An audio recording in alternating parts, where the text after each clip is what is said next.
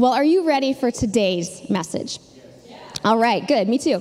Since it's Mother's Day and a day that we celebrate women, I wanted to look at the life of a woman and a mother. And before I get started, I want you to know that this isn't a message just for moms. This is actually a message about faith.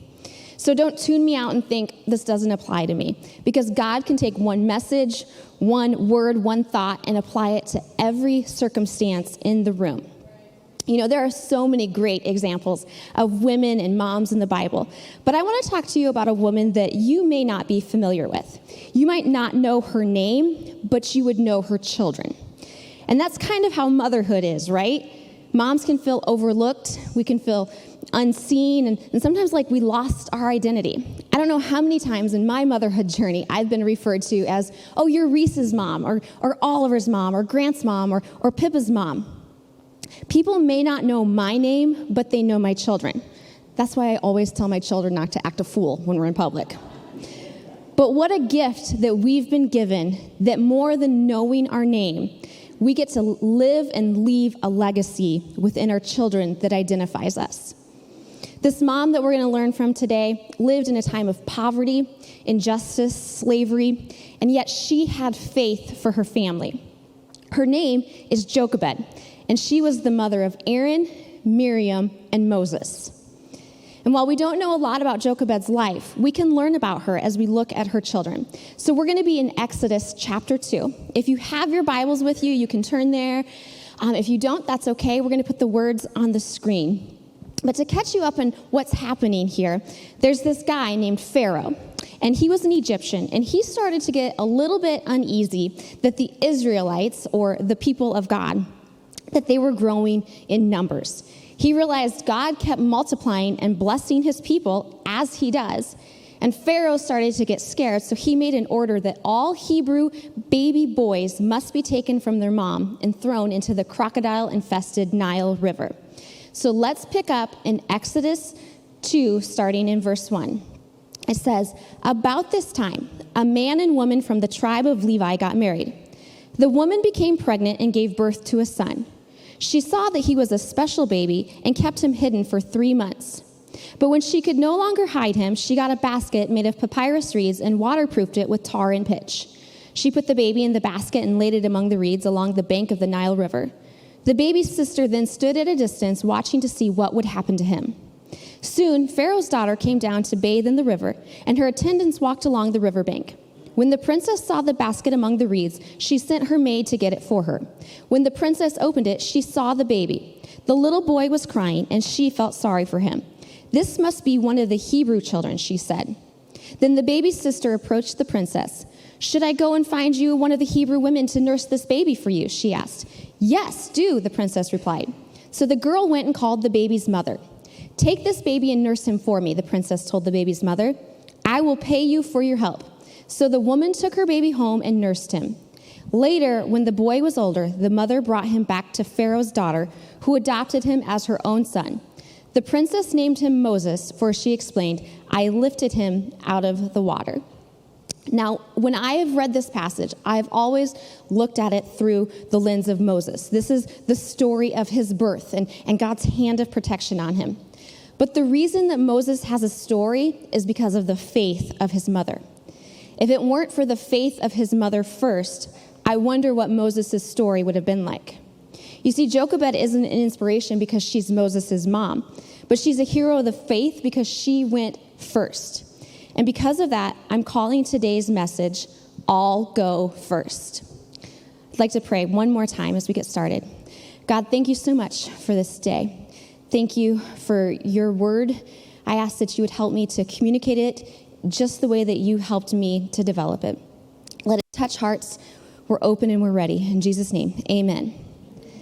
Well, the month of May is really a special month. It's usually when the weather starts to get nice. It's Mother's Day. Strawberry fields start to open up. School gets out. And it's my birthday month. That's right. My birthday is in exactly 9 days. If you're counting, that's May 17, a week from this coming Tuesday. And gifts are my love language, so do with that what you would like. I'm just kidding. The only gift I need from you today is to laugh at my jokes. Okay. Well, last year, I'll get better jokes. Last year was a really big birthday for me. I turned 40. Now, turning 40, that's significant. That's worth a significant celebration. So for this very special birthday, a group of my friends wanted to take me out for a surprise birthday trip. And these girls went all out for me. And they kept everything a secret until just a few days before the trip. We were texting our drink orders because my friends know the way to my heart is a large Coke Zero from Sonic. And so we were communicating what we wanted to drink, and someone said, hey, send us what you want for a snack too, because our dinner reservations are going to be kind of late. But you know, in a group of friends, there's always that one friend that should be the last to know the secrets because she can't keep the secrets. Well, we have her, and she texted back, oh, I don't want to eat before we go in the air. Now, a couple of things you should know. When my friends and I start texting, it's a constant ping of text. All the husbands that are married to my friends in this room probably know once we get started, it's constant. But as soon as my friend said this, it was crickets. Silence. Almost like they got on a different text thread to discuss how they would divert me from trying to figure this out. But it didn't work because I went on a full investigation. My mind was running wild what that could mean. I started asking my husband, I was like, I know I joked about wanting to go to Las Vegas. Are they secretly taking me to Vegas? Because I don't think I'm ready for that. And he said, I don't think they're doing anything. And so I went through a whole laundry list of things, and I determined, based on my research, after I eliminated a lot of possibilities, that my friends were going to be taking me to a trampoline park for my birthday. Now, there are a lot of reasons I came to this conclusion, none of which are important, but I was so convinced that I started to mentally prepare myself for what was going to happen. Jumping on a trampoline. Party day came, party squad came and picked me up, and we headed off to Kansas City. And as we got closer and closer to Kansas City, we started going in a direction that wasn't where I thought we would go to our trampoline park, And I tried to play it cool and be really chill and not let them know that I knew what we were doing. But the more turns we took and the further we got away from, civilization, I suddenly found myself less worried about the possibility of peeing my pants and now more worried about, am I going to make it home alive from this birthday trip? Well, we finally arrived at our destination, and when I say it was shady, that's putting it nicely. We walked up to what was an old church, and they tap on the door, and then there's a whole lot of stuff that I can't even tell you what happened next to protect the innocent. But I'm like, what have my friends done? I'm too old to find new friends. But once we're inside, I don't see any trampolines. I see large mats all over the floor. And I'm having this whole internal conversation are we doing some kind of weird marijuana yoga thing? Or what's happening here? And they said, MJ, look up. It was an aerial silks class. Where you roll yourself up in ribbon and hang from the ceiling? Now, part of me was relieved because everything that had happened in the last 10 minutes started to make sense, but also a little bit terrified. And my friend who initially spilled the beans about being in the air, she was like, aren't you so excited? To which I answered, yeah, you go first. So I don't know if it was the strong odor in the room or if we were just Marissa only turns 40 once, but 90 minutes later, this is what we all looked like. What we all looked like. It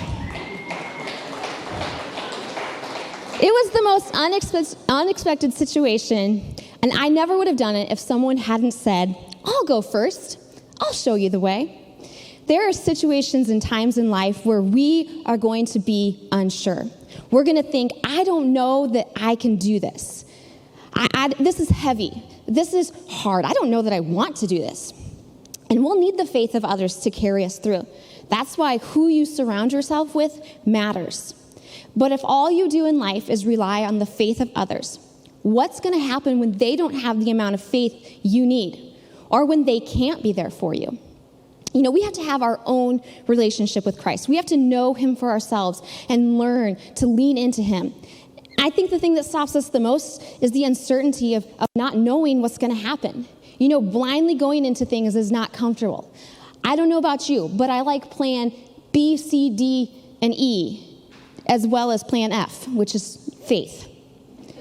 But the Bible says in Hebrews that it is impossible to please God without faith, and those who sincerely seek him, he rewards. Jochebed had no guarantee what would happen to her baby boy. She had put all of her trust, all of her faith in God, and she wasn't someone who just casually believed in God. She had a real reliance and faith on God. She had the kind of faith that got her through, that got her from the trenches to the mountaintops, the kind of faith that didn't stop in the middle of the storm, but got her through the storm. The kind of faith that says, God, I trust you, so I'll go first. I'll take a step out and make a move and trust you to tell me my next one, and I'll trust you for the journey. Can you imagine what it must have been like for her? Pharaoh had just made this horrific order, and Jochebed is pregnant. This is before there were ultrasounds. There was no way to know if she was having a boy or a girl until the baby was born. Now, pregnancy already gives you enough to worry about. I can't imagine what this must have been like for her. How she must have laid awake at night praying, please, God, let this baby be a girl. And then the day comes where she goes into labor. She knows she's about to give birth. What must have been going through her mind? If this is a girl, we're good. If this is a boy, what are we going to do? How are we going to protect him? Are they going to come and take him before we even get to see him, to kiss him, to hold him? And if we hide, what happens if they find us? What's going to happen to all of us? So she gives birth, and she finds out it's a boy, and what a rush of emotions. She must have been thinking, oh, this is my son. I love him so much. She's got so much joy, but she's also got this in the back of her mind, thinking like, I don't know what's going to happen. Just because she was a woman of great faith doesn't mean that she didn't have any questions. She probably felt like, why, God? Why me? I've served you. I've done everything for you, and why is this happening to me? Why right now? Why this time? Can you imagine? She could have been so angry, but the Bible doesn't say that. It says in verse 2 that she saw that she had a special baby. Now, I can tell you, as a mom of 4, all moms think they have special babies. And they are, because they're your baby. But it was a different kind of special that Jochebed saw in Moses. This wasn't special in the natural. This was a special in the supernatural. I did a little reading on what it meant for her to say that Moses was a special baby. And the translation breaks down that Jochebed had a vision that there was a mark of future excellency imprinted on Moses, which gave a promise of something extraordinary. When she looked at him, she said, there's something different about him. There's something special about this baby. And I began to wonder, how could she know that? How did she recognize that? I think she was able to recognize it because she was familiar with special things. This wasn't her first time to encounter the presence of God. She walked closely with God. She had a relationship with God before this moment, and she was able to recognize that her baby was special because she was familiar with the presence of God. You know, when you are familiar with something, you can recognize it easily. The way the lights are in this room, it looks very different for me to look at you than for you to look at me. And I can really only see like the first 2 rows, clearly. My husband is not sitting in either of the front rows. But if he were to shout, that's good, or yes, or come on, I wouldn't have to look over there and see him because I would recognize his voice because I know him. I have a relationship with him. I'm familiar with him. The best way to grow in your faith is to become familiar with the presence of God, to spend time with him, to read his words, to worship him, to talk to him, to press into him. No matter if you think, this is small, I can handle it on my own, or if you're like, this is too big, I need some help to carry this. In order to be familiar with the things of God, you have to spend time with God. When Jochebed looked at her son, she saw the gifts within him, and she was willing to do whatever it took to fight for his life and for his future. She didn't give up on her children. If you keep reading in Exodus, we see that Moses actually ran away from God. And I believe that she never stopped hoping and praying for son. I believe that she leaned back into this moment and remembered that there was a destiny on her child and proclaimed it over his life, even while he was running. And what happened? God spoke to him through a burning bush. Can I encourage some of you mothers today? Don't give up on your children. You know, moms have a gift and ability to tap into the supernatural and see the destiny within our children. We don't just haphazardly give birth. You might not have planned for that baby, but God planned for that destiny. You didn't give birth to a kid, you gave birth to a calling. He had a plan for your child long before you ever knew them. And when we give birth, it's not this biological entity. It's so much more than that. We give birth to a destiny, to a calling, and we play a significant role in developing and cultivating that within our children by how we walk out our faith. Now, in no way do I think that this was easy for Jochebed. In fact, I think her faith was tested in this moment more than it had ever been before. She has this son that she knows is marked for greatness, and she knows that there is an order for his death. We get the advantage of reading the Bible in past tense. We get to see God come through, but she was walking this out in present tense. She didn't know the outcome of her story. But in order for us to have great faith, we have to walk through great testing. Or you could say faith that hasn't been tested can't be trusted. Here she is. She has this child. I don't know if this plan came to her all at once or if it was just a series of steps that God showed her. But what I do know is that she saw his destiny and decided that she was going to do whatever it took to fight for his future. She could have been angry with God.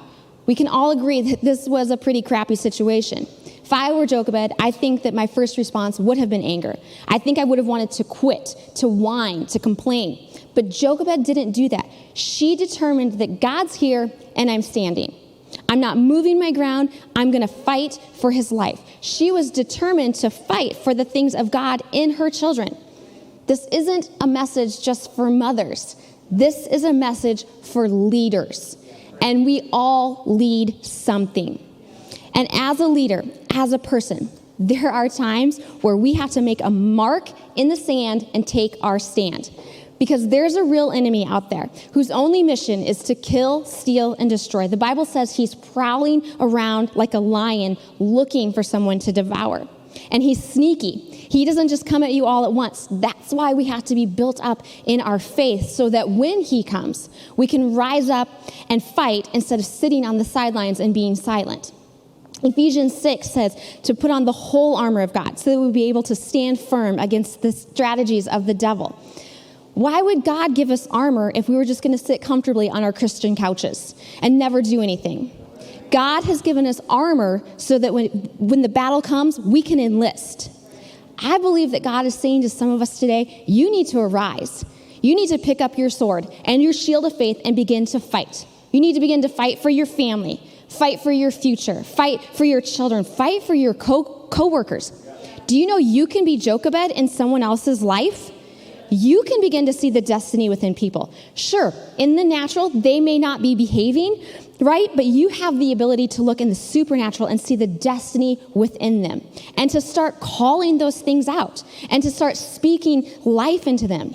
You see, we've got to be fighters. We've got to rise up and take authority. We've got to take back what the enemy has stolen.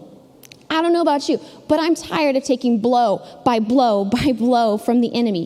He may have won the round, but that doesn't mean he wins the battle. What we are facing may look challenging. It may look impossible, but with God, all things are possible. God works all things out. Jochebed was a fighter. She managed to hide this baby for 3 months. How she was able to do this, I do not know. Because I've had babies, and babies are loud. Babies cry. They make noise. Did I mention they cry? But she hid him. And it says when she knew that she couldn't hide him any longer, she went and made a basket. She got the reeds and made her basket, and she waterproofed it. And I imagine this is probably the best basket that she's ever made. I imagine as she was putting it together, she was probably praying over every piece, saying, God, I trust you. I know you spoke a word. I don't see it. I don't feel it. But God, I'm trusting you. And I imagine when that basket was ready, she picked up her 3-month-old that she'd been hiding and nurturing and loving. And I picture her walking to the Nile River and with every step saying, God, I trust you. God, I trust you. I don't understand. I don't know what's going to happen, but I trust you. I see her get to the Nile River and she puts this basket down, and I see her pick up her baby. And I imagine she stares at his little face as if to memorize every part of him. And she probably pulls him in and kisses him on the face and the forehead and just gets one good last snuggle, saying, God, I trust you. Then I see her put her baby in this basket and tuck him in. She's probably praying that everything would be okay, saying, God, this isn't easy. In fact, this is the hardest thing I've done in my life. And as she closes that basket and releases it into the Nile River, can you imagine what that must have felt like? In that moment, she released what she loved the most and completely surrendered to God. That's not half-hearted surrender. Total surrender says, I'm letting go and I'm trusting you, God. Can I ask you today, are there things in your life that you need to surrender? Things that you need to let go of? That you need to begin to place in the basket and put it in the river and say, God, I trust you? Are there things that you've been concealing for months, that you've been hiding from everyone else because you don't want anyone to see it? I don't want anyone to kill my fun. I don't want my secret addiction to be found. Are there things that you've been hiding that you need to surrender? Maybe it's a fear you need to let go of. There are things in our life today that I believe God is saying, you need to surrender that. You need to let go of it. Mom guilt, let it go. Pride, jealousy, pain, control, let it go. Maybe it's not something but someone that you need to let go of. A bad relationship. You need to let go of it and trust God that he's got a plan for you. Maybe it's a hurt. Let go and trust God to heal it. Maybe it's a dream that's been in your heart and it's on the verge of dying, and God is saying, will you surrender that to me? Because in due time, when you let it go, I'll come and pick it up out of the water, but I need you to give it to me first. In a few weeks, we're going to be doing child and baby dedications. And I can remember when we were going to dedicate our firstborn, Reese. Now, I had seen baby dedications all my life, so it should be no surprise to you how excited I was to finally have a baby of my own to dedicate. And in true Marissa fashion, I made Reese's dedication a whole deal. The day came, and at that time we were living in Minnesota and serving in my in-laws' church, and my father-in-law was our pastor, and he was the one that was going to be doing Reese's dedication. And he came to us, and just as all of my father-in-law's prayers are, they're very powerful and very anointed, and we're standing there, and he says, God, just as you gave this child to us, we give him back to you. And when he said that, I was like, hold up. You know when you're praying and like one eye pops open just to see, like, did they really say that? Kind of like, excuse me, this baby's really new. I really like him. I know you weren't a part of the birth, but I was, and I think I earned him. I know what it means to dedicate a child. But in that moment, when I heard that, I really wrestled with that thought. I absolutely thought, I trust God. But as I began to really think about it, I was doing everything on my own with Reese. I wasn't fully trusting God. I was micromanaging God, telling him what parts of Reese he could have and what parts I could trust him with. And I don't know what the switch was for me, other than motherhood is hard and you feel defeated most days. But I had this realization that things that I did put fully in God's hands were better. Everything in our life is better when it's in God's hands. That doesn't mean surrendering is easy, but when we can give it all to God, it gets so much better. Everything looks better in my life when my hands are like this. My marriage is better in God's hand. Our finances are better in God's hands. My family, my relationships, my dreams are better when they're in God's hands. When you are surrendered, God can do whatever he wants. But when you hold on to everything, he's not going to come in and try to start using the things that you're trying to control. We've got to release it to God. Jochebed had to physically release Moses into the Nile River. She didn't know what would happen. All she could do was trust God. And God responded to Jochebed's faith, because God will always respond to genuine faith. You see, at just the right time, Pharaoh's daughter comes down to bathe in the water. And at just the right time, she sees the basket and says, "Bring it to me." And when they open the basket at just the right time, the baby is crying, and the tears begin to spark her maternal instincts. And immediately she thinks, I've got to care for this baby. I've got to rescue this child. You see, that alone was a miracle, because Egyptians were raised to hate Hebrews. It even says that she knew this was a Hebrew boy, but the tears of a baby, those were on purpose. God used the tears of a baby to soften a hard heart. You see, there's nothing too small that God can't use. There's nothing too seemingly insignificant that God can't use for his kingdom and his glory. Think about that. The first weapon God used in the war against Egypt were the tears of a baby. The princess, she comes down, and her heart was moved by the baby, and it says that Miriam, Moses' sister, she was watching closely. Now, she had watched this whole thing transpire. She was probably around 10 years old enough to know things and understand things, and she saw that her mom had a baby boy. She saw her mom not give over this baby. She saw her mom defy Pharaoh's orders. I wonder if she was worried about what would happen to her mom if she got caught. Would they kill her too?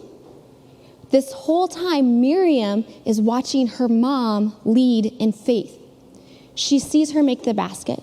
She sees her mom lay her baby brother in the basket and then put it in the river. Miriam is watching closely. What's going to happen to my baby brother? Is a crocodile going to get him? Is he going to roll and the basket will tip over? Will the princess, who's supposed to hate Jews, see the basket and kick it over? What's going to happen? As she's watching all of this unfold, she sees that the princess has compassion on this baby, and she goes up to the princess, and maybe she was trying to play it cool and be sly, and she's like, I see you got a baby over there. You know, I probably know someone that could help you out. You know, if you want, I could go see if they've nursed the baby for you. And the princess was like, yes, go find someone that can nurse this baby. And I picture her running off. And moms, you know that you've heard this 1,000 times before. I see Miriam yelling, Mom, Mom, Mom, Mom, Mom. You're not going to believe this. Mom, you've got to come. Come now. Usually it's a dead bug that I'm getting that. So Jochebed gets up and she comes, and the princess is like, I'd like you to nurse this baby for me. And I imagine Jochebed thinking, wow, God is so good. And not only does the princess want Jochebed to care for the baby, but she says, I want to pay you to do it, because God rewards genuine faith. I think this is a picture of what exceedingly abundantly above all we ask, think, or imagine must be. Jochebed didn't care about money. She surrendered her child and prayed, please, God, let him live. I imagine for those first 3 months, that's all she prayed. It was enough just to have her child alive, and now she gets more time with him. And on top of that, she's getting paid to do what she loves to do. Do you see how God rewards faith? I bet when the princess said, I'll pay you for it, Miriam's jaw dropped to the floor. Like, what? If she was anything like my kids, she was probably like, Mom, I think I should get a cut, because it was me that talked to the princess. But what a foundation of faith that this laid down for Miriam. She watched her mom obey God. She watched her mom surrender and do hard things. She watched her mom walk in the providence of God for the rest of her life. I bet she carried it with her in every situation, that if God did it for her, he can do it for me. If God did it then, he can do it now. See, she could always go back to this moment, but the only reason she could was because her mother said, I'll go first, and she brought her children on the journey with her. You see, I think it's great for us to teach our kids about Jesus, to speak about Jesus, but I think we've got to bring them on the journey. You see, our kids don't just need to know about Jesus, they need to see Christ in our lives. I heard a story recently about a father and a son. They were sitting down, playing together, just spending time together, and the son said, Dad, I've got a question. What's a Christian? So his dad sat there and he thought about it, and he began to give this dissertation on what a Christian is. And he gets done and he's thinking to himself, like, I nailed this. I just gave my son the best answer. I'm the dad of the year. And the son was like, oh, okay. A few more minutes passed by, and the son says, Dad, I got another question. Still feeling great about his answer, he's like, sure, what is it? His son said, have I ever met a Christian? When I heard this story, I thought, wow, what a shame to be able to explain what a Christian is, to be able to talk about who Jesus is, to be able to say where you go to church and how often you go to church. But if you don't ever see Jesus in me, if my life isn't marked differently because of my relationship with Christ, then I have failed. It doesn't matter if I can talk all day about Christ. Until I begin to walk the walk, nothing changes. People don't just need to hear, they need to see it. And your actions are more powerful than your words. Jochebed had 3 incredible children. She left a legacy. We don't know the biography of who Jochebed was, but I imagine she reproduced who she was. She was a faith-filled leader. She was saying yes to God with her whole heart. The reason her children were able to walk in faith and hear from God and change the world is because she did it first. So today, I want to challenge us. Will you go first? Can we go first in our homes and with our families? Can we go first in creating an atmosphere of faith and live our lives like Jochebed and show our children firsthand the faithfulness of God? When we go to work, can we be the people who let others see Jesus in our life? Can we go first with a good attitude? Can we be the first one to apologize? Can we be the first one to forgive? Can we be the first to show love and to believe the best? Can we go first to believe in miracles and to pray for people? Can you go first and break that addiction pattern in your family? You know, I'll model the behaviors of what Christ has called us to do. I'll be the one to fight for destiny. I'll fight for my children. I'll fight for my family and for my friends and my coworkers, because I know greater is he who is in me than he who is in the world. So will you go first today?